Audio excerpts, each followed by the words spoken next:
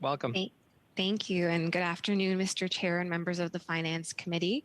My name is Sahar Raza. I'm the project manager of the National Right to Housing Network, and that's a network of over 350 organizations and experts from across the housing and homelessness sector, including FREPRU, who we just heard from earlier today.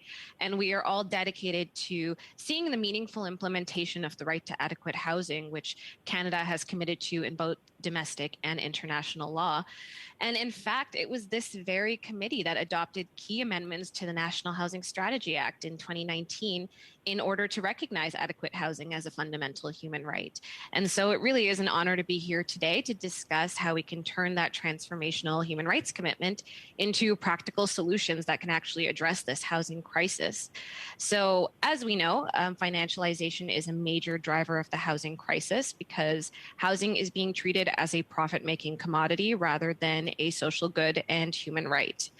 And while increasing supply is certainly important, particularly in rural, remote, and northern areas, supply alone will not get us out of this housing crisis because we are losing affordable housing stock at a faster rate than we can possibly produce it. And that means that we need to revamp ineffective housing programs and policies to better utilize our current housing supply. We need to close tax loopholes and increase investments in non market housing, for which our stock is about half of other OECD and comparable countries. So, for starters, we know that large corporate landlords like real estate investment trusts are huge drivers of financialization. They're known for buying up affordable housing stock, rent evicting low and middle income tenants, and then jacking up the home prices, which makes housing even more unaffordable.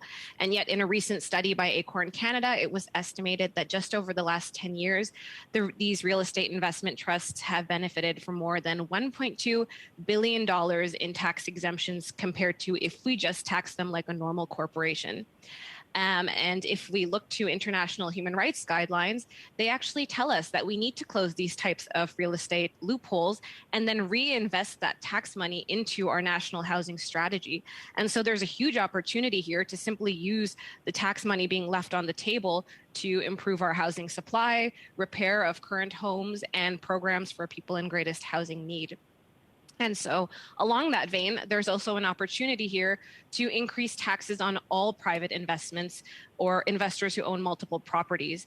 Because as we've seen, existing homeowners and investors are seeing major equity gains, which means they're easily able to take that equity alongside low interest rates and buy even more investment properties, or else pass that wealth on to their children, which makes it even more difficult for renters and first-time homebuyers to break into the market.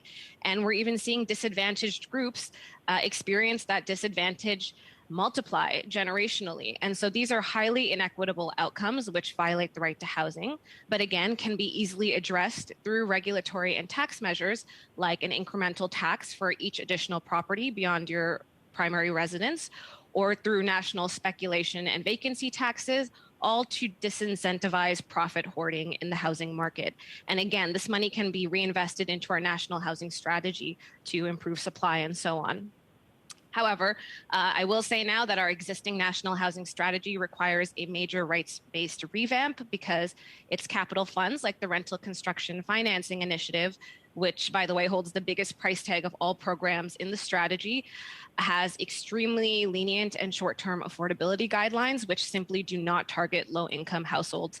And just to exemplify that, many NHS funded projects are unaffordable to up to 90% of renters.